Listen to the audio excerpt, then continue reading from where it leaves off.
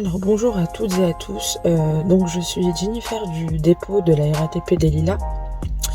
Donc je vous fais un petit peu cette vidéo suite à mon appel à l'aide que je vous ai fait sur les réseaux concernant ma situation actuelle, puisque je vous explique un peu.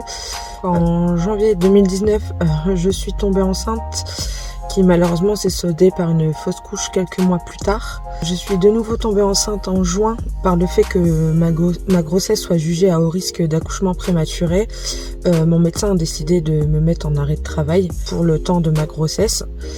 Donc j'ai été arrêtée en août, puisqu'en juin je roulais. En juillet j'étais en congé, donc à partir d'août j'étais en arrêt maladie. Donc grossesse très compliquée avec de l'alitement, de l'hospitalisation, etc. En mars j'ai accouché de ma petite fille, donc tout s'est bien passé. Par la suite mon congé mater s'est déclenché, donc à partir de janvier 2020 jusqu'au 10 août 2020. Faute de nourrice, j'ai dû prendre un congé parental d'éducation, donc j'ai pris une année pour le temps de me retourner. Malheureusement, la crise sanitaire est passée par là. Mon conjoint ne travaille pratiquement plus et étant à son compte, malheureusement, on n'a pas beaucoup d'aide puisque c'est une toute petite entreprise, donc il n'a vraiment pas beaucoup d'aide de l'État. Donc on vit avec 1440 € par mois avec 3 enfants, donc très compliqué à gérer. Donc malheureusement, la dette locative s'est accumulée. Donc aujourd'hui, on en est arrivé à pratiquement 5000 € d'arriéré de loyer. Donc ma seule solution a été de casser mon congé parental. Donc j'ai sollicité mon dépôt afin de pouvoir reprendre le travail. Malheureusement, j'ai essuyé un refus en fait des RH, puisque tout simplement il n'y aurait pas assez de services pour lesquels je pourrais être affectée. Donc j'ai échangé à plusieurs reprises par email, par téléphone. Donc ma responsable directe pensait que j'allais pouvoir être prise, réintégrée à mon poste. Malheureusement, ça n'a pas pu se faire. La seule solution qu'on m'a proposée, c'est de reprendre le 1er août 2021 au lieu du 11 août. Malheureusement, ma situation ne pourra pas s'arranger si je reprends à cette date. Là, j'ai vraiment le couteau sous la gorge. J'ai jusqu'au 2 mai pour payer ma dette locative, sinon un avis d'expulsion sera mis en place. Donc c'est pour ça qu'aujourd'hui, j'en appelle à votre aide.